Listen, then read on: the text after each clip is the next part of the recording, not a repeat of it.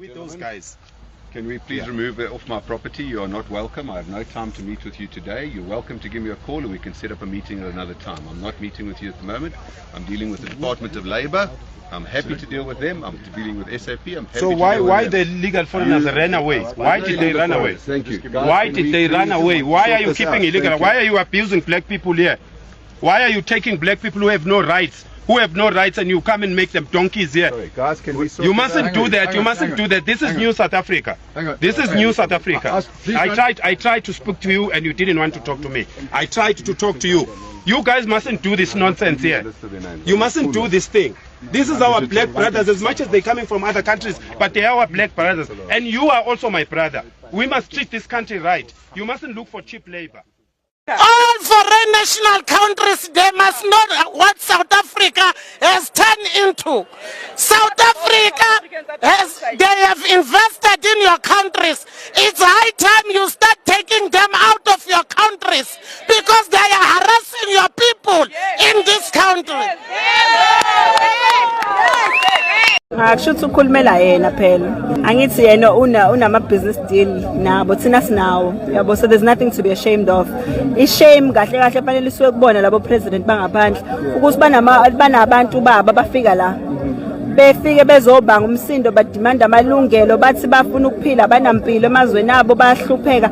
Upresident onjani ongayizigqaja ngokuthi abantu bakhe basisakaze kumhlaba wonke bathi bafuna impilo engcono kunokuthi ahlale ezweni lakhe umuntu athole umsebenzi asebenza kwazi asinankinga immigration siyayazi isebenza kanjani kodwa bona bahaye emazweni ngaphandle ngoba nakho bethi bayo provide ama skills bala ngoba babamba inkunzi. Ngisibone ne video namhlanje babamba inkunzi benza ubugebengu wona skill ke lesabasinikeza sona balibeli bathi bona ba educated abekho lazy banama business akho business abadlala rala la bazele la ukuthi i-environment yabavumela ukuthi benze ubugebengu bajike futhi babe namalungelo bajike bengabanjwa ngoba banawo futhi ama documents. So lento kulokhu bethi ba educated umuntu educated education sayibona iyamsebenzela ezweni lakhe bese ya recruit afunwe noma mangabe bembona ukuthi une skill leso bazomthatha uzosebenza kwelinye ilizwe akafini ezweni labantu bese qala efuna amathuba no akusebenzi kanjalo. Perhaps the question that needs to be asked is the constitution that gives the powers to one entity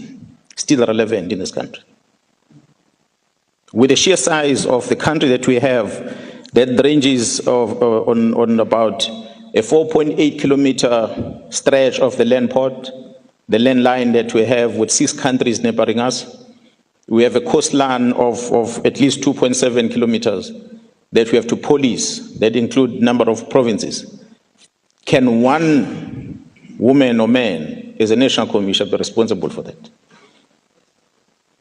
Or we have to review that in the constitution and say, this section 205 in the constitution perhaps is part of the problem. We might have to take lessons from other countries out there of how they divide this workload. Is our design suitable for the challenges that we're experiencing to date? So I'm not saying that I'm fighting for the dominance of the SCPS in fighting crime, but I'm challenging us to think about whether is it still necessary to have one entity that is controlling one central part of the country to be responsible for safety of the citizens of the Republic. So we have to ask ourselves a question. Perhaps the establishment of all these other entities is an indication that we need to diverse somehow and differentiate between what is done at the national level and what is done at different provincial levels. So it's a challenge that I think we need to look at. We need to look at the officer that we employ in these law enforcement agencies that we have. Are we employing, are we recruiting a gangster?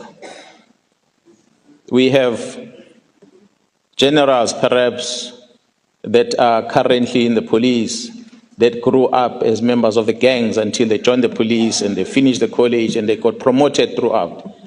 And then you trust that the generals are going to come with a solution, and yet they are members of the gangs themselves. So what are the security measures are put in place to make sure that we prevent such from happening? And that's not only within the SCPS, it's across the entire law enforcement. Courts, Honorable Chair, the courts I will look at them as involving 3 different officers there of the court. One of them are the lawyers. We have a legal practice council that exists in the country that regulates how the lawyers must behave. We cannot give you the names, but we know the names of the lawyers that are paid. Someone presented here that the lawyers, I think it was a brigadier, who said the lawyers come to court and pay the bail for the person arrested without even the person affording the bail. They know that they are paying on behalf of, they're paying this one, they're going to collect it from the boss gang who's somewhere else. That's how the lawyers survive these days. You see them making noise, fighting tooth and nail to make sure they clear their clients, hiding under this disguise of, say, it's a client lawyer privilege. But and then almost all of them, they run with what are these accounts they call them? Because they don't use their personal account. Trust account. They've got trust account where the client puts the money into the trust account. They collect money cash. How can a person, a 17-year-old unemployed, get arrested, caught with drugs, and he is represented by a senior advocate who charges 20,000 rand an hour? The logic tells everyone that this lawyer is funded by crime. It tells you that. We've got big high-profile people that are currently standing before different institutions that are represented by senior counsels. We know that those people are not paying them. They are being paid by others somewhere else. So I think the legal process council might need to come on board and look at this person who's representing someone in court. Prosecutors, recruitment, training, development, rewards and punishment of those prosecutors is something that might need to be looked at. We've seen a lot of challenges as we are dealing with these problems since last year, July, that there's so much restrictions on prosecutions and there's so much freedom on what they can do on their own. A typical example, a police officer can come from Pretoria and get to Cape Town. If he sees crime outside here, he will arrest. He will detain. He goes to court and present the matter, but not with the prosecutor. The prosecutor can't come from Gauteng and NZA and go to court and preside over a matter. It needs to be delegated, a function. So if this director here does not want to delegate the function, tough luck, he cannot prosecute. We find it difficult challenge as we speak in dealing with the Madlanga Commission recommendations. That we've got dedicated prosecutors that have been assigned to come to Gauteng to work with the task team. For every case they want to prosecute, they must write to the national director and seek permission. There's cases that almost a month, we're still waiting for decisions. We're still waiting for delegation for them to prosecute. So those restrictions that exist in legislations are part of the problem.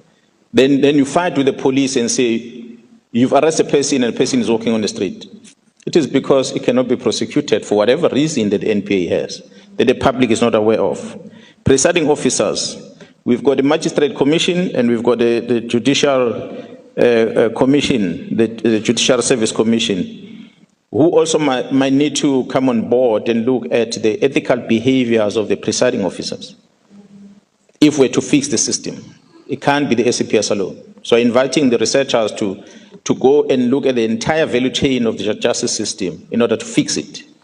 A police officer or a law enforcement officer, a lawyer representing a person arrested, a prosecutor, and the presiding officer.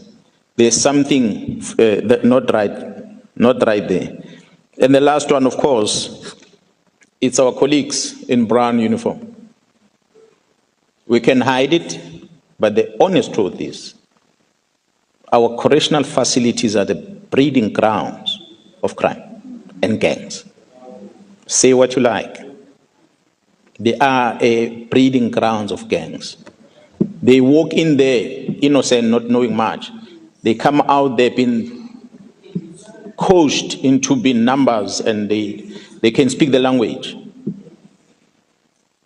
One of the officials was arrested recently, I think last week, wanting to take contrabands into one of the correctional facilities here, an official. So that tells you that there's something wrong inside the very same correctional centers that we think we are sending people to come back, change individuals, but they actually come back worse than before. So then we ask ourselves a question: is our correctional facilities doing what the government wants them to do? Until we interrogate those things, let's forget about dealing with gangs, because the breeding ground is in prison. We chase the street, we arrest them, we send them in prison, they become hard gangs, and they come out with new strategies. And the circle continues again. So I want to invite you to look at the entire place. In all these areas I'm talking about, law enforcement, correction, courts, people, correctional service, we have to look at the individuals that are employed there, whether they are not members of the gangs themselves. Because you can be a gang as a police officer, gang as a lawyer, gang as a prosecutor, and gang as a magistrate or a judge. You can be gangs. There are judges these days that have been removed of the strip of their positions because of unethical behaviors. So nobody is immune. In the criminal way, they say everyone has a price. You pay. So the last two things, Honorable Chair, members, and the public at large, we want to invite you to look at the public service, the provision of the adequate infrastructure to society in order to discourage crime. For instance, we always complain about this when we release our crime stats. Town planning. If people are allowed by the legislation to go and set up, put a shack and put a roof over their head because of the sake of human right, we must never come back and complain about crime, because you can't expect police to be there. Town planning is important. People mustn't, that's why I say this, people must be governed by laws and rules. If people are not penalized by doing that, we're going to turn around and say, but the crime is high in Cape Flats. Go and analyze where is the crime in Cape Town. Cape Flats, but where in Cape Flats? Yes, you're going to find it in build-up areas, but you're going to find majority of it in informal settlements. So why was the informal settlement allowed to be there to start with? So those are the reforms that need to be looked at. Town planning would include, of course, roads, design where people must stay, parks, schools, playgrounds for the kids and stuff like that. Those are the things that must be catered for so that the kids have got something to do. And also we want to